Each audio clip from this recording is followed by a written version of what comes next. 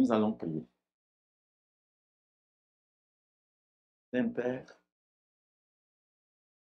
nous voulons nous réjouir en toi. Que partout où tes enfants se retrouvent, c'est une nouvelle joie. Même c'est une fête. Merci pour ce beau dimanche que tu nous donnes. Permets que ces quelques instants que nous allons passer ensemble soient vraiment remplis de ta présence, loin de ton esprit, et que nous soyons dans la vraie joie. En nous séparant, nous puissions dire, le Seigneur est au milieu de nous. Nous te bénissons pour la joie de pouvoir t'écouter. Permets que ce message nous fasse du bien. Oui, Seigneur, efface un personnage et permets que toi, tu puisses prendre la place. Je te fais confiance et je sais que tu nous exauces quand nous prions dans le nom de Dieu. Amen.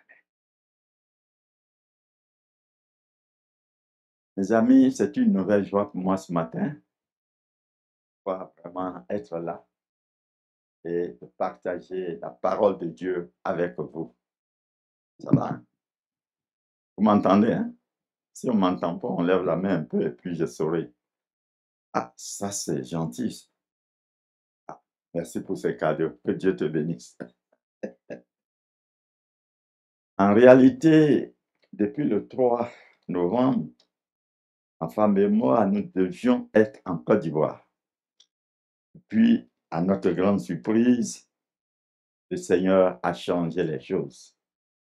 Et nous sommes revenus au Saguenay, ou à Saguenay. Et quand je suis arrivé, on dit, ah, les frères seraient heureux de pouvoir t'entendre. Je dis, ah, c'est Dieu qui fait les choses. Moi aussi, j'aurais beaucoup de joie à leur dire au revoir, parce que je pars pour quelques mois peut-être, quelques années. Hein, je préfère que ça soit quelques mois, parce que j'ai eu beaucoup de joie au milieu de vous. Nous allons ce matin, il y a de grandes réunions qui vont se passer. Nous ferons tout pour pouvoir vraiment condenser et demander à Dieu de nous parler. La première fois que j'étais arrivé ici, j'ai écouté un beau message que je n'ai pas oublié. Jésus, notre ami, complété, notre ami suprême. Et ça m'a vraiment fait un bien que je ne peux pas oublier. Et lorsqu'on m'a demandé aussi de parler le dimanche qui suit, alors, si on se souvient aussi, il a dit Jésus, le vrai sceptre. Vous vous souvenez aussi. Et là, nous voyons que dans toute notre vie, la personne qui doit agir vraiment, et quand il agit, il laisse des traces qui nous font du bien, c'est Jésus. Ça, c'est vraiment important. Et puis le dimanche qui a suivi, pensant que j'allais partir, j'ai dit, bon, ben, il fallait que je puisse mettre quand même un point à Jésus, le vrai sceptre. Et là, ceux qui se souviennent bien, c'était le fait que Jésus dit, je suis le sceptre et vous, les sarments. Et tout sarment qui ne porte pas de fruits, alors mon père, pas moi, mais mon père le retranche. Et le sarment est coupé, il est jeté dehors et après on le jette au feu. Vous savez, ça a perturbé certaines personnes. Si c'était que j'étais en train de peut-être, euh, comment on appelle ça, dire quelque chose à la place de la Bible, que c'est quelque chose qui allait faire du mal. Mais c'est la Bible qui dit, mon père le retranche et il est jeté au feu. Il y a eu des conversations avec certaines personnes qui m'ont dit, ah, mais comment? Donc c'est comme ça. Je dis, mais c'est ce que la Bible dit. Et notre repère doit être la Bible. On a tout fait, le pays change, il fait ceci. Donc, d'un pays à un autre, il y a des changements. Mais le repère du chrétien, c'est la Bible. Même si ça doit nous coûter, dès que nous nous détournons de la Bible, nous ne sommes plus dans la vérité. Donc, c'est tellement important. Et j'ai dit, oui, c'est ça. Mais ne t'inquiète pas, si par exemple, tu as des frères et des sœurs qui ne viennent plus, alors, aussi longtemps qu'ils sont encore vivants, continue de prier pour eux. Ils peuvent toujours revenir. Mais c'est ne pas revenir qui est vraiment le drame. Et quand nous sommes revenus donc à ce deuxième culte, j'avais parlé donc, il fallait que nous ayons la foi pour plaire à Dieu. Et là, la Bible disait que sans la foi, nul ne peut être agréable. Et ça aussi, c'est la Bible qui dit, c'est pas un homme, c'est pas une manière de répéter ou bien de jouer dans la parole de Dieu. Sans la foi, il est impossible de plaire à Dieu. Et là, j'ai ajouté la chose importante, qui a laissé aussi des questions, c'est il faut que celui qui s'approche de Dieu, c'est la Bible qui le dit encore, croit que Dieu existe et il est le rémunérateur de ceux qui le cherchent. Alors, c'est tellement important aussi que celui qui s'approche de Dieu croit. On ne peut pas dire qu'on est chrétien, qu'on aime Dieu, sans vraiment croire que Dieu existe. Et il y en a beaucoup. Je suis chrétien, mais son Dieu, il le place où il veut. Il lui donne une image, ou bien, il dit, il faut que ce que la Bible dit, nous puissions le dire. Dieu est partout, c'est vrai, mais sa vraie place, ou quand il prend cette place-là, il est à l'aise et nous sommes à l'aise, c'est dans notre cœur. Il y a des gens, ils prient un Dieu qui est forcément au ciel, mais qui n'est même pas dans leur cœur. Ça veut dire qu'ils ne l'ont pas accepté. Mais quand nous avons accepté Dieu, quand nous sommes en train de prier, nous voyons notre relation avec le ciel, avec le Père. Et ça fait du bien. Beaucoup ont dû se poser des questions. Ils ne me l'ont pas dit, mais quand je devais revenir parler, je me suis rendu compte qu'il y a quelque chose à régler. Comment manifester la présence de Dieu? Parce que j'ai tellement parlé de ça ce jour, mais le temps n'a pas été pour qu'on puisse vraiment aller un peu en profondeur. Et c'est pourquoi ce matin, lorsqu'on m'a demandé, j'ai dit le thème, ne pas s'inquiéter vraiment quand nous sommes en Jésus. Quand on manifeste la présence de Dieu, l'inquiétude en principe va partir. Et c'est pourquoi nous allons lire ce matin Philippiens 4. Nous allons lire un passage et faire tout pour pouvoir... Philippiens 4, le verset 6. On pourrait commencer en haut, mais la partie qui nous intéresse, c'est ce que nous allons lire. Ne vous inquiétez de rien, mais en toute chose, par la prière et la supplication, avec des actions de grâce, faites connaître à Dieu vos demandes. Bon, dans d'autres, c'est dit, mais c'est la même chose. Faites connaître à Dieu ce dont vous avez besoin et ne pas vous inquiéter. Nous ne lirons pas beaucoup de passages. Je parlerai, je dirais, des versets pour qu'on gagne du temps. La Bible dira, par exemple, qui par ses inquiétudes peut ajouter une coudée au nombre de ses années? Personne. Donc, ne vous inquiétez de rien. Ne peut être possible que lorsque nous utilisons ce qu'on appelle la manifestation de Dieu. Ce matin, j'ai apuré beaucoup dessus. C'est tellement important. Le message passé nous a permis, je veux parler du jour où nous avons parlé que Jésus a dit, je suis le sceptre, vous êtes les serments. Et nous avons appuyé sur le fait que la chose essentielle pour notre vie, c'est qu'en faisant, quand nous avons réussi à le faire, nous n'avons plus à avoir peur. Nous devons être convaincus que nous sommes fils de Dieu, enfants de Dieu, filles comme garçons, nous sommes filles de Dieu. C'est la manifestation de l'amour dans notre vie. Et ça, c'est important. Ce matin, et le jour où j'ai parlé du fruit de l'esprit. Pas des fruits, mais du fruit. Et quand je devais venir, je savais que j'allais venir prêcher, j'avais pris un autre thème à la dernière minute hier soir. Ben, tout se bouleverse et on me dit non, tu vas repartir sur vraiment le fruit de l'esprit. Il va pousser les gens à rentrer dans la manifestation de Dieu. Et là, j'ai travaillé, on m'a donné ce cadeau. Mais ceux qui ne sont pas loin, voient. C'est pas considérer que ça, c'est utiliser celui-là, mais il est trop petit. Donc, considérez que ce que j'ai en main ce matin est un fruit. Est-ce que vous comprenez? Alors, ça, c'est important pour moi.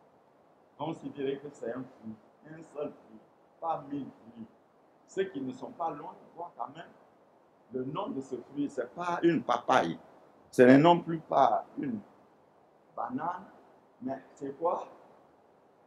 Qui voit? C'est l'amour. C'est ce que vous voyez, non? Alors, ce fruit s'appelle l'amour. À partir de ce fruit, nous allons voir que tout ce que nous demandons avec ferveur à Dieu peut être possible. Mais il faut que ce fruit, en effet, se manifeste dans notre vie. Il s'appelle l'amour. Ce ne sont pas des fruits, mais c'est le fruit de l'esprit. Dans la Bible, vous verrez rarement les fruits. Vous verrez du fruit.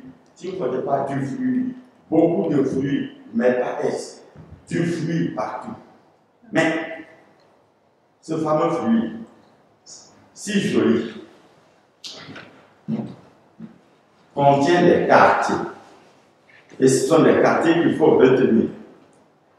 Alors, quand je regardais dans mon fruit, je dis, mais quels sont les quartiers qui sont par là? Alors, j'ai pris un premier quartier.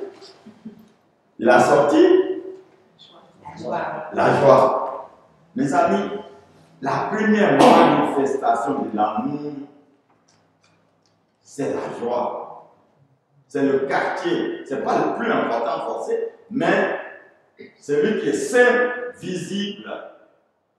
Lorsque vous allez rendre visite à quelqu'un, par quoi vous savez que la personne est contente de vous recevoir? Par ça, oh, mais tu es venu. Déjà, vous sentez qu'il est heureux de vous recevoir. Donc, ce quartier-là est aussi important que les autres. Mais c'est une manifestation importante de l'amour. Je regarde le deuxième quartier. Pour ceux qui lisent à côté de nous, la paix. Et ça, les deux vont ensemble. Quelqu'un qui a la joie, vous ne pouvez pas dire qu'il n'a pas la paix. Quand on n'a pas la paix, le visage même change. On est d'accord? On est stressé, rien ne va. La joie marche avec la paix. Manifestation de ce fruit important. Et puis, nous avançons un peu. Alors, celui qui a la joie, la paix, lorsqu'on avance, on se rend compte que vous étiez venu en retard, vous dites, ah, je m'excuse parce que vraiment les véhicules n'ont pas pu dire, oh non, c'est rien.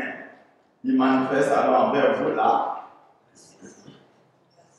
la patience. Il dit, non, c'est rien, l'essentiel que tu es venu, on est content, ça c'est déjà bon. Ça, il n'y a pas de problème.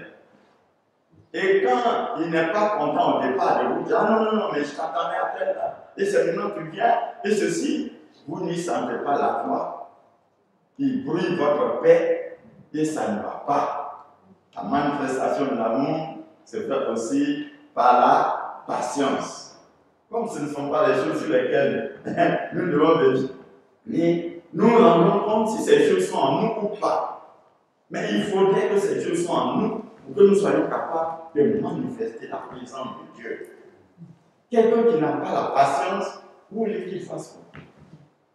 Alors, j'avance. Et le quartier qui sort, ça, c'est la bonté. Dans tout ce qui est en train d'être fait, alors, vous n'êtes pas encore arrivé à la maison, mais déjà vous sentez non, bon, la manière m'a accueilli, il a été patient, je l'ai fait attendre près de 45 minutes, mais il dit que c'est de rien. Alors vraiment, non, il a un corps, il a un corps. Et puis, dans votre cœur, vous êtes heureux vous aussi. Quand vous rencontrez la bonté, la joie vous suit, vous êtes content, vous dites c'est bon, vous sentez l'amour en même temps.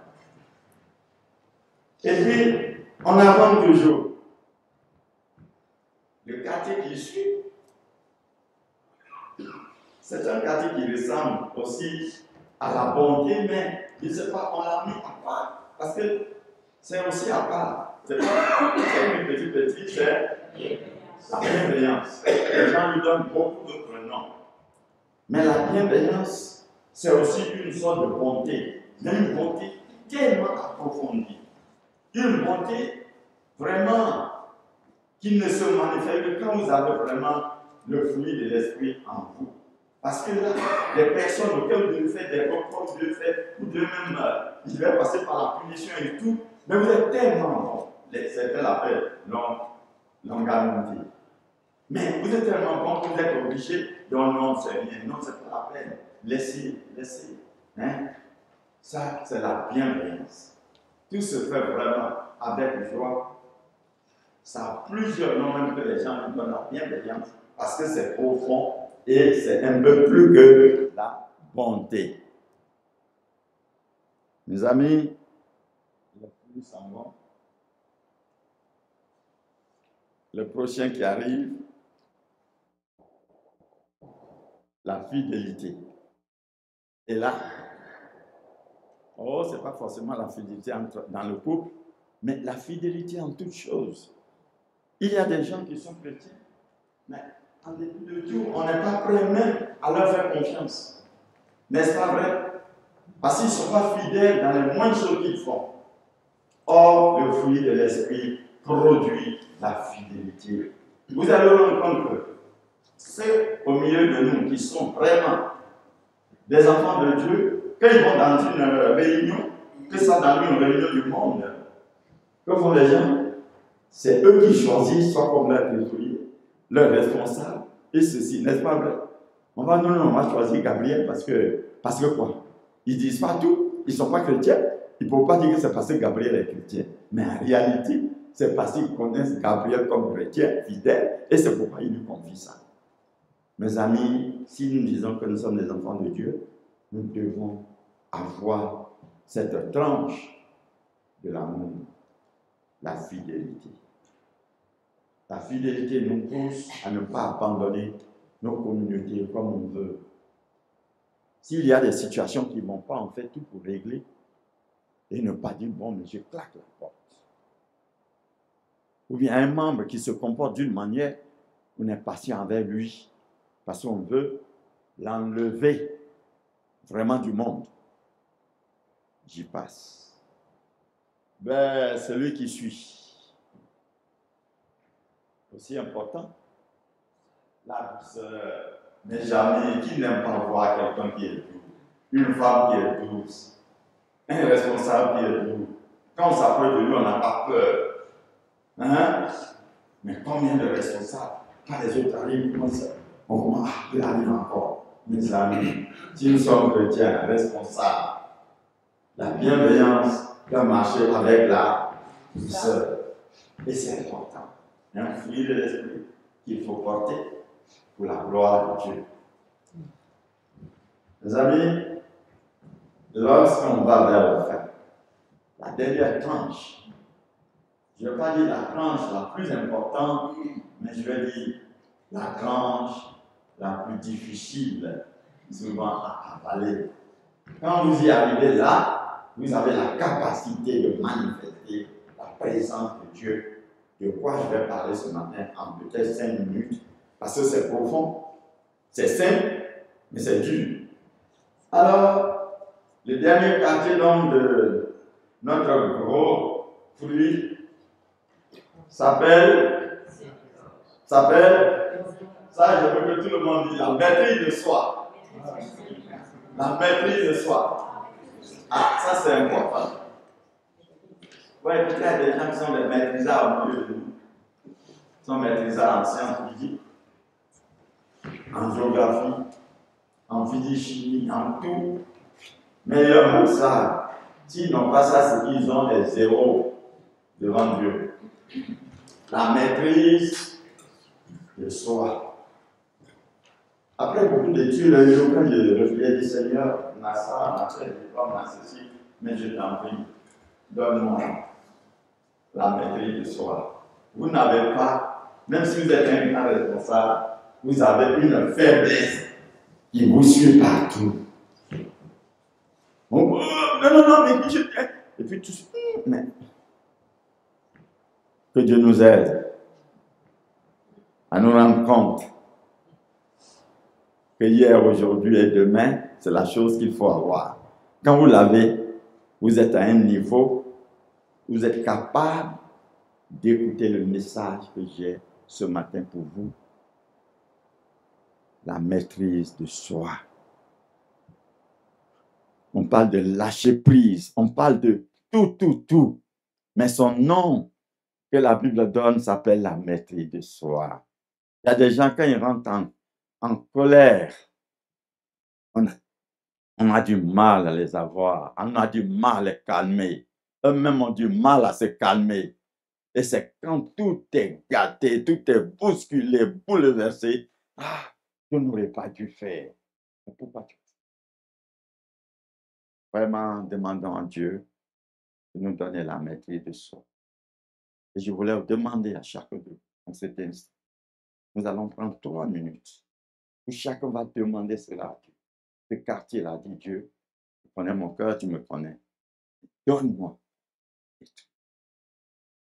Tant qu'on ne puisse continuer. Laissons les têtes et que chacun prie vraiment pour lui. Sincèrement, si nous sommes sincères, Dieu va nous exaucer.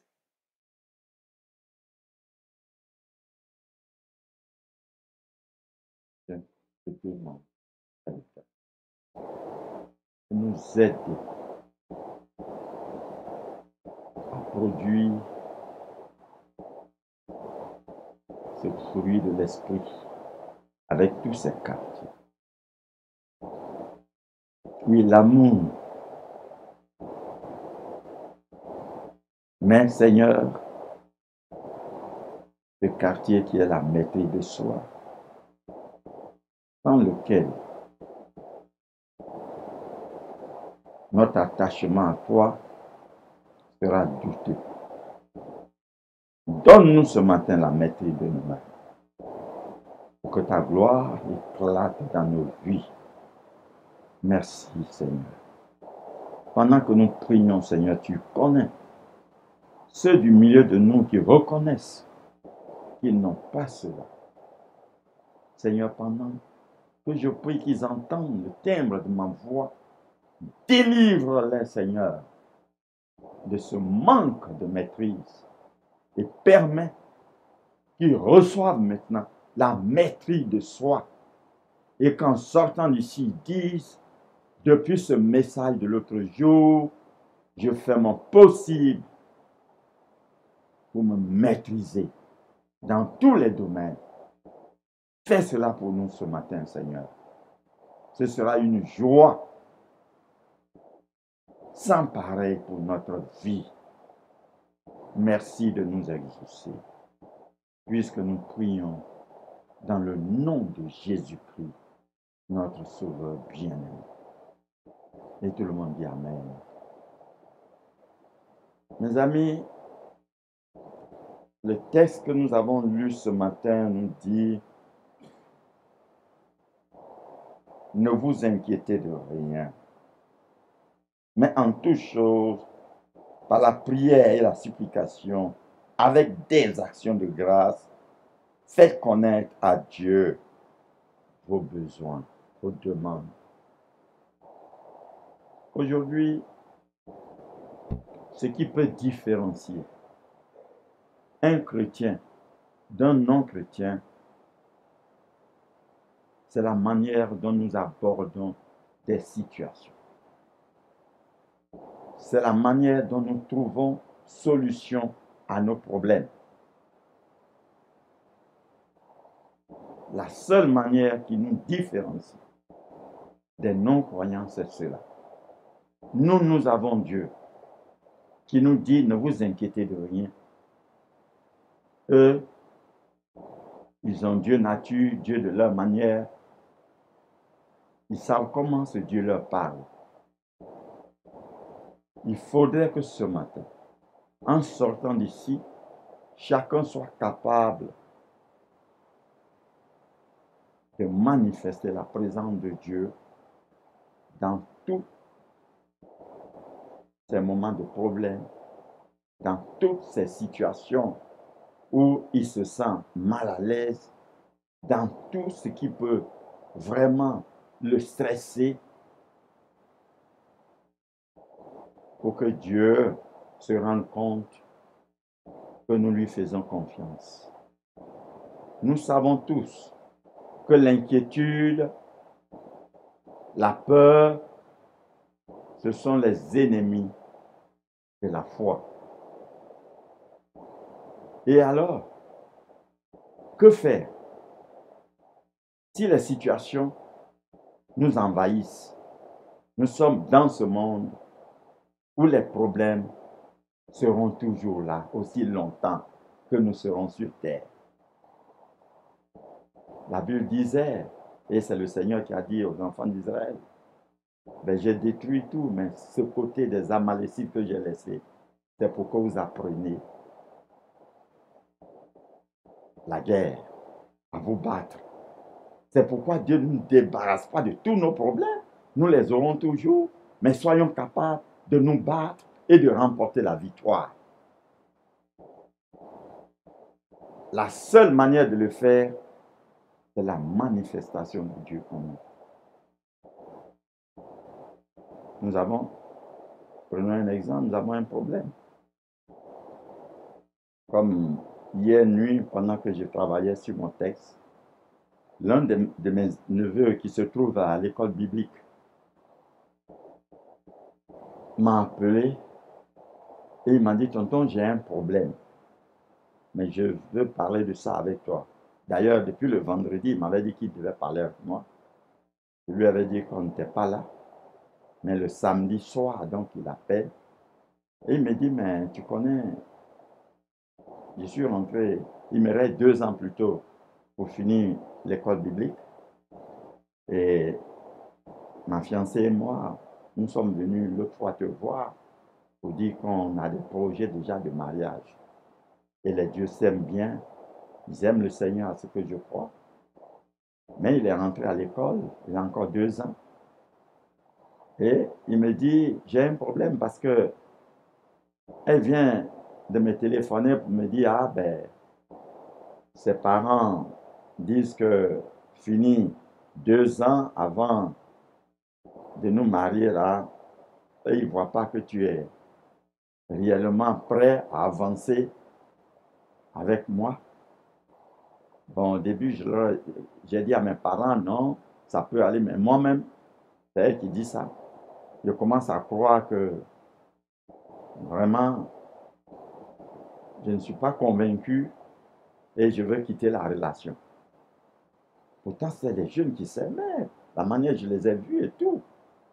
Et puis je dis, mais c'est pas possible. Et je dis, mais Seigneur, une telle situation, que faut-il faire?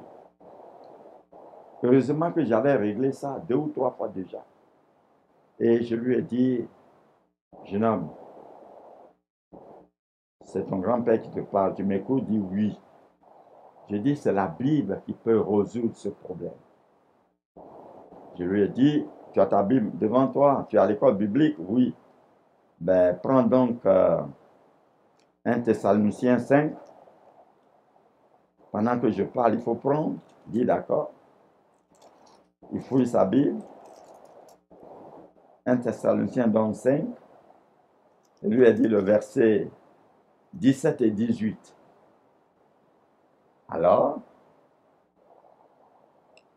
il prend, il dit, comme on le voit, 17. Priez sans cesse, en toutes choses ou en toutes circonstances, rendez grâce, car telle est la volonté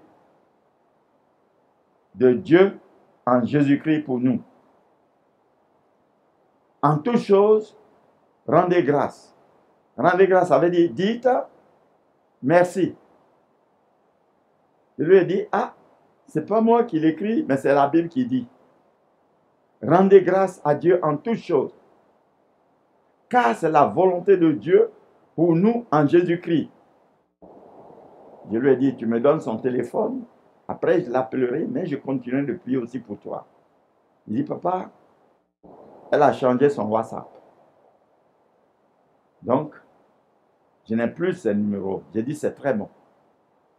À partir d'aujourd'hui, tu as affaire à quelqu'un d'autre que elle. Laisse-la de côté. Qui t'avait convaincu d'aller avec, de chercher à te marier? Il dit, c'est Dieu. Il dit, mais laisse-la de côté et envoie ton problème maintenant à Dieu. Quand tu veux penser à ce problème, tu dis, Dieu, je t'apporte notre relation.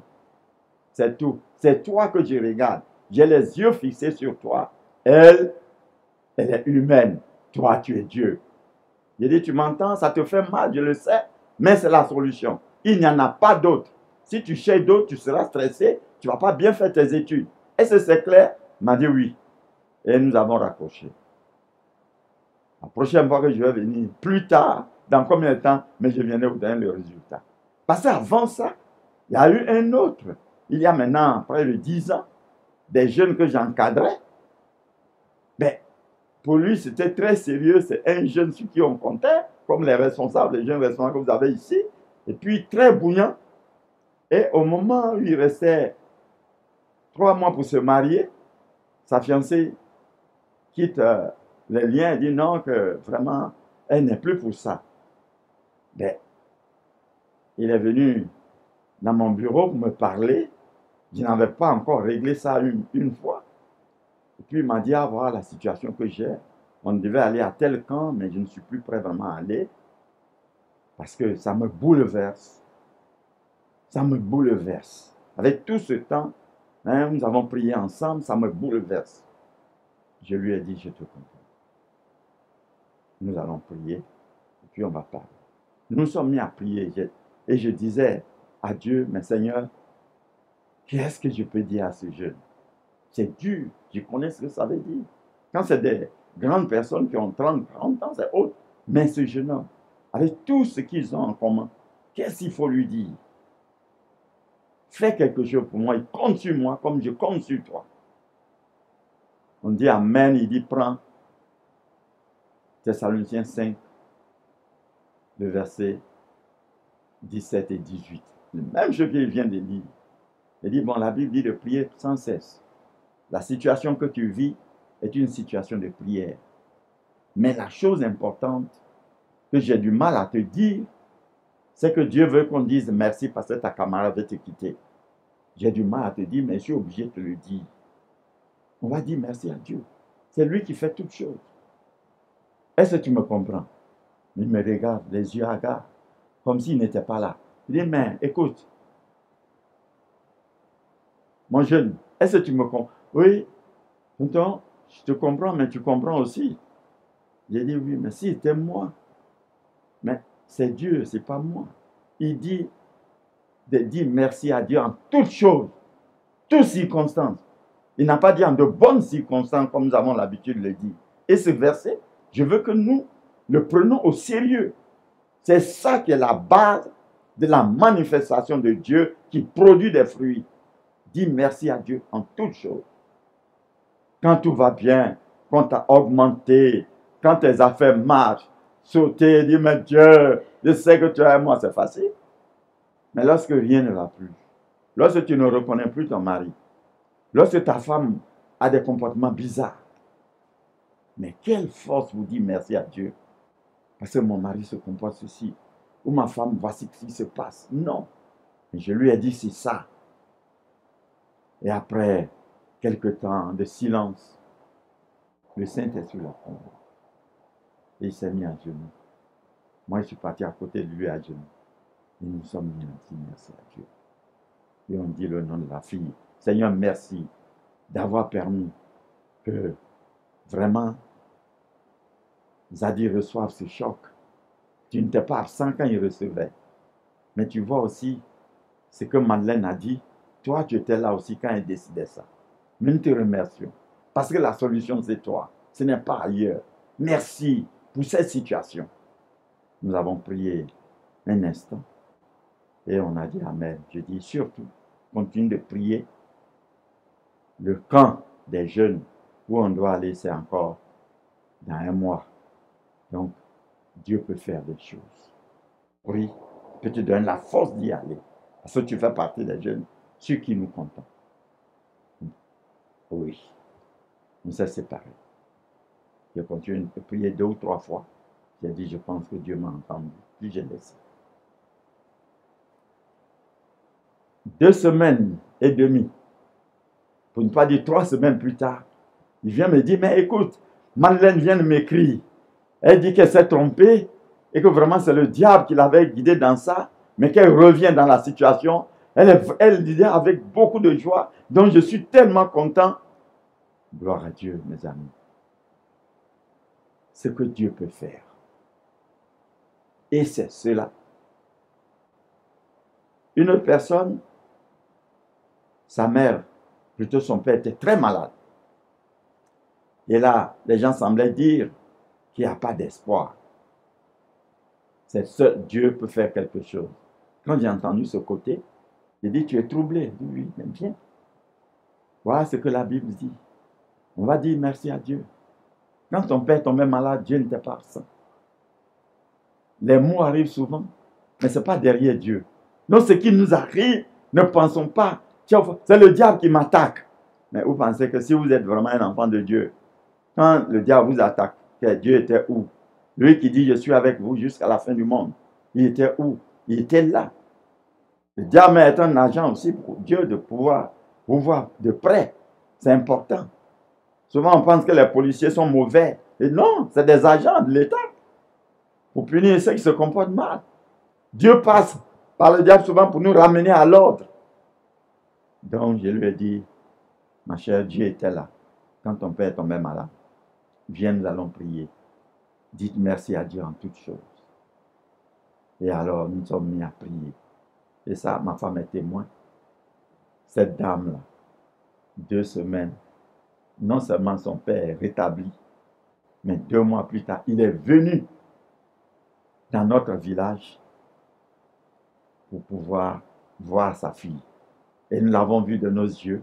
C'est lui de qui on disait qu'il n'y avait pas d'espoir, mais l'espoir se trouve en Dieu. Mes amis, et c'est ça qui est fort. Dites merci à Dieu en toutes choses. Je ne sais pas la situation que vous vivez ce matin. Je ne sais pas. Vous dites que vraiment, c'est sans remède. Ce matin, je vous dis, manifestez la présence de Dieu en vous. Et c'est important. Si vous pensez que vous êtes un enfant de Dieu, manifestez la présence de Dieu en vous, vous allez trouver des résultats. Si ce que je suis en train de dire, par la volonté du Saint-Esprit ce matin, pénètre en vous, quand je viendrai prochainement, j'aurai des témoignages. Pour ceux qui m'écoutent, je ne dis pas, hein, je suis un chrétien faible, ou bien je suis... Non, ça n'a rien à voir. Ici, c'est quelque chose de pratique et de fort. Dire merci à Dieu en toutes choses est très fort. C'est une manière de manifester la présence de Dieu parce que c'est l'obéissance à la parole aussi. Je me résume. Pour ceux qui n'ont pas compris, je disais c'est facile mais difficile. Vous avez à l'heure où je vous parle un problème. Ce problème peut-être va s'appeler souci financier. Parce que dans ces derniers temps où l'inflation monte, C'est ça qui peut être le premier. Il est là, vous le voyez. Mais laissez le souci là et voyez à la place du souci. C'est là ce que je suis en train de dire. Voyez à la place du souci. Mettez à la place du souci Dieu. Ne voyez plus souci argent, manque d'argent. Mais voyez plutôt Dieu qui sera à l'œuvre, qui va agir. Quand ça vous vient les soucis, non, toi là-bas, c'est Dieu que je vois. Voilà la manifestation de Dieu dans votre problème. Dis, mais dans peu de temps, tu vas déclarer, non, c'est Dieu que je vois. Si Dieu veut que je déclare faillite, c'est son affaire, mais souci, je veux être libre pour aujourd'hui, pour demain, je veux être libre. Laisse-moi, ce que Dieu va dire, c'est encore loin. Combien de personnes ont eu peur de certaines choses qui ne sont jamais arrivées, n'est-ce pas vrai? Manifestation de Dieu dans votre vie, c'est de cela qu'il s'agit. Je vais vous donner un exemple simple. Comme il y a 2 témoins, ils sont là. Si je mens, ils le diront.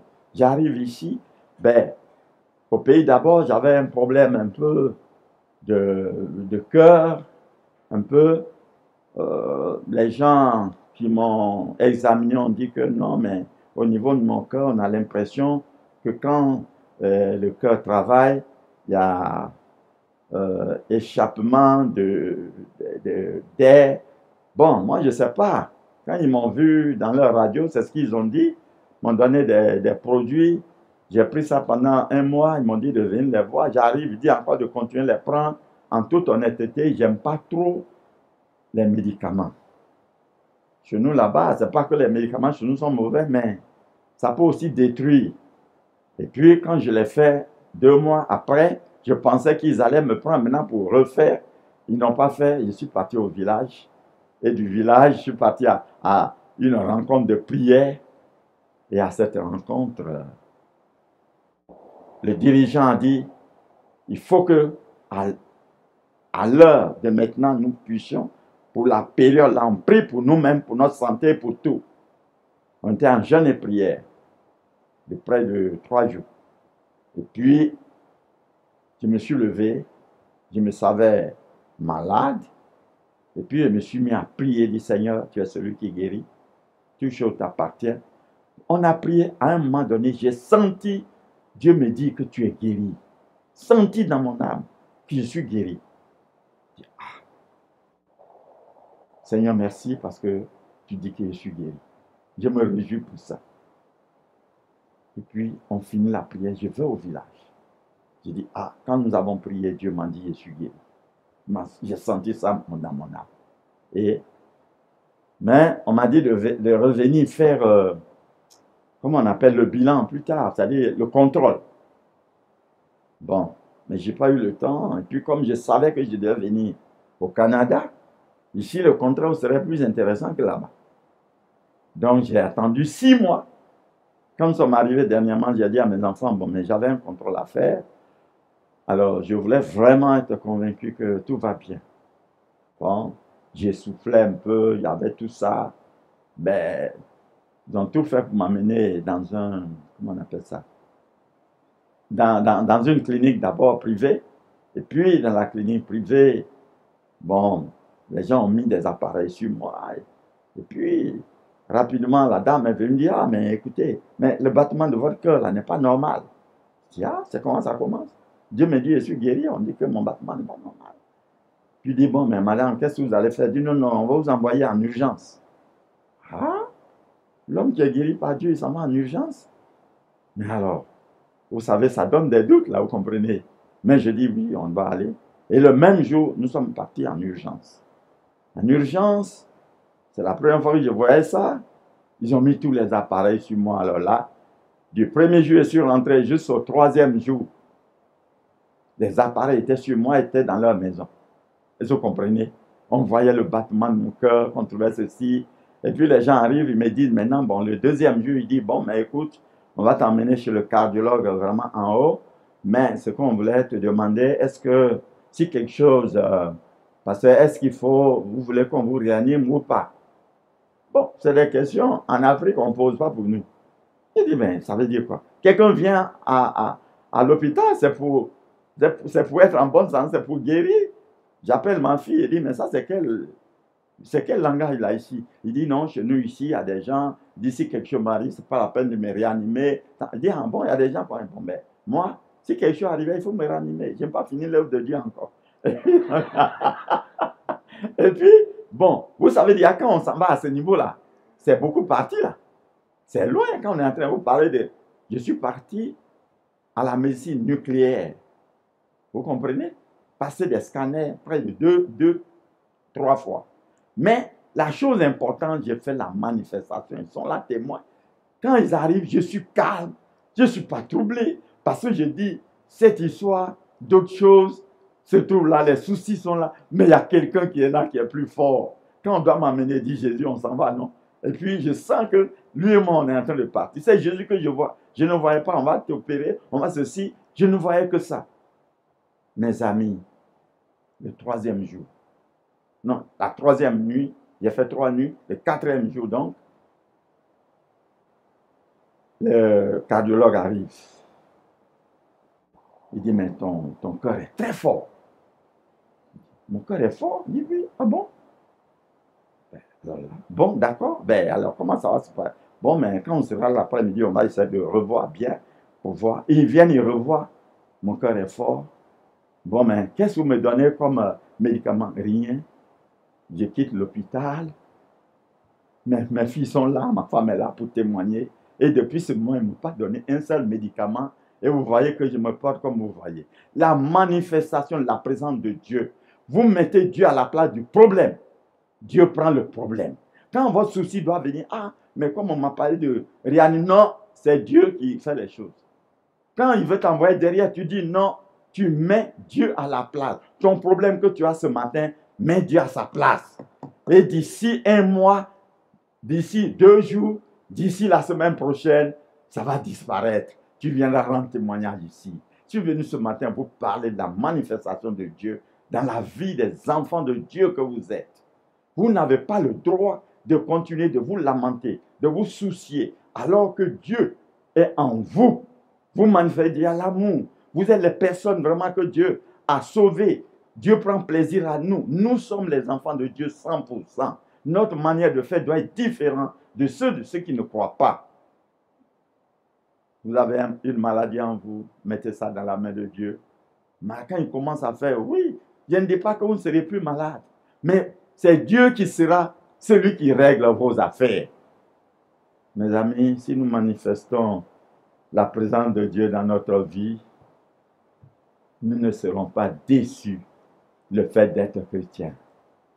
Ça marche toujours et ça continuera de marcher pour les enfants de Dieu.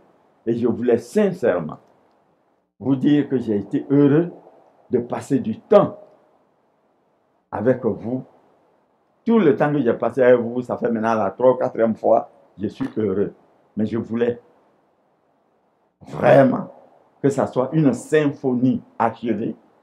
Quand il devait venir et me dire, si je n'explique pas la manifestation de Dieu, j'aurai une symphonie inachevée. Vrai. Donc, mettez Dieu à la place du problème, continuons la marche.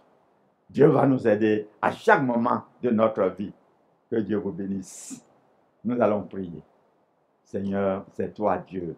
À part toi, il n'y a pas d'autre Dieu. C'est toi le seul qui fait des choses au-delà de ce que nous pouvons penser. Ce matin, manifester ta présence est notre survie. C'est la différence entre nous et les non-croyants. Fais cela pour nous, pour que les gens nous voient et disent, ce sont des enfants de Dieu. Les fils de Dieu, comme les filles du roi, comme les filles du président de nos républiques, sont traités spécialement. Et nous devons être convaincus que nous sommes les filles du roi. Nous sommes les filles du Dieu vivant. Et nous devons être traités différemment des autres. Donc nous manifestons, nous savons que tu es avec nous. Tu es notre Dieu. Nous sommes tes enfants. Et à cause de cela, nous marchons avec toi en nous confiant en toi, en sachant que tout problème qui arrive, c'est toi qui règles pour nous. Que toute la gloire te revienne. Nous avons prié au nom de Jésus. Nous disons Amen.